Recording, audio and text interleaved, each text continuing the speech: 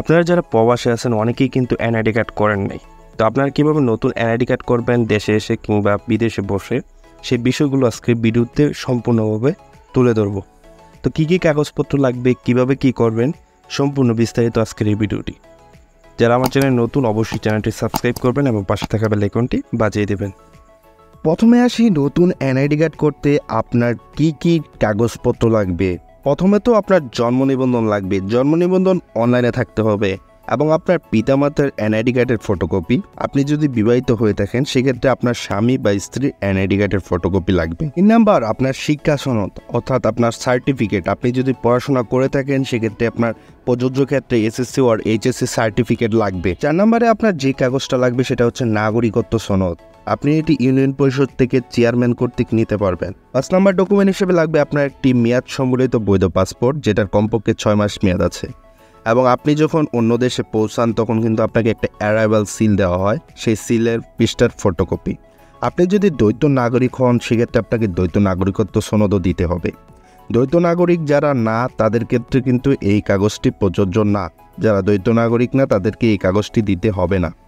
এখন আসি যারা অস্ট্রেলিয়া এবং নিউজিল্যান্ডের নাগরিক, তাদের ক্ষেত্রে কিন্তু দ্বৈত নাগরিক সনদ প্রয়োজন নেই। সর্বশেষ আপনার যে ডকুমেন্টটি লাগবে সেটি হচ্ছে আপনার বিদ্যুৎ বিলের ফটোকপি। বাস এই ডকুমেন্টগুলো, স্ক্রিনে থাকা ডকুমেন্টগুলো যদি সবগুলো আপনার কাছে থাকে, আপনি সবগুলো ফাইল একসাথে ফাইলবন্দি করেন।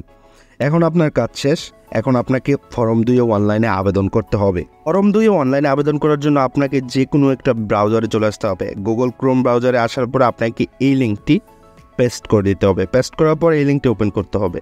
ওপেন করার পর আপনার সামনে এরকম একটি অপশন চলে আসবে। এখানে দেখতে পাচ্ছেন নতুন নিবন্ধন জন্য আবেদন। এই আবেদন করুন অপশনে আপনাকে ক্লিক করে আবেদন করতে হবে। তো কিভাবে অনলাইনে আবেদন করতে হয় নতুন ভোটার, সেই বিষয় নিয়ে আমি ইতিমধ্যে একটা ভিডিও আপলোড করেছি আমার ইউটিউব চ্যানেলে, আপনারা চাইলে দেখে আসতে পারেন। আমার ভিডিওর লিঙ্কটি ডিসক্রিপশন বক্সেও দিয়ে দিব, আপনারা চাইলে দেখে আসতে পারবেন। এখন আপনার ফর্ম 2 অনলাইন আবেদন শেষে আপনাকে 34 নম্বর গড়ে শনাক্তকারী এনআইডি নম্বর এবং তার স্বাক্ষর নিতে হবে। শনাক্তকারী কাকে দিতে পারবেন? শনাক্তকারী হিসেবে দিতে পারবেন আপনার বাবা মা বা ভাই বোন, পরিচিত যে কাউকে আপনি শনাক্তকারী হিসেবে দিতে পারবেন। সেক্ষেত্রে আপনাকে এটাই নিতে হবে। ফর্ম 2 অনলাইন আবেদন শেষে আপনাকে 41 নম্বর গড়টি ফিল আপ করতে হবে, যেটি যাচাইকারীর এনআইডি নম্বর, তার স্বাক্ষর ও সিল নিতে হবে। যাচাইকারী হচ্ছে কাউন্সিলর বা ইউনিয়ন পরিষদের চেয়ারম্যান। আপনি যদি সিটি কর্পোরেশন হয়ে থাকেন সেক্ষেত্রে কাউন্সিলর, আর আপনি যদি গ্রামের হয়ে থাকেন সেক্ষেত্রে আপনার ইউনিয়ন পরিষদের যে চেয়ারম্যান, সেই চেয়ারম্যান বা মেম্বার কর্তৃক আপনাকে এই তথ্যটি নিতে হবে। বাস সব কিছু শেষে আপনি যদি ভোটার নিবন্ধন করতে চান আপনার নিকটতম থানা যা উপজেলা নির্বাচন অফিসে চলে যেতে হবে। উপজেলা থানা নির্বাচন অফিসে গিয়ে আপনাকে ছবি, ফিঙ্গারপ্রিন্ট, চোখের আইরিশ ইত্যাদি দিয়ে আসতে হবে। তো এই সব কিছু যখন আপনি একসাথে দিয়ে আসবেন তখন আপনাকে একটা ফর্ম বা স্লিপ দিয়ে দিবে।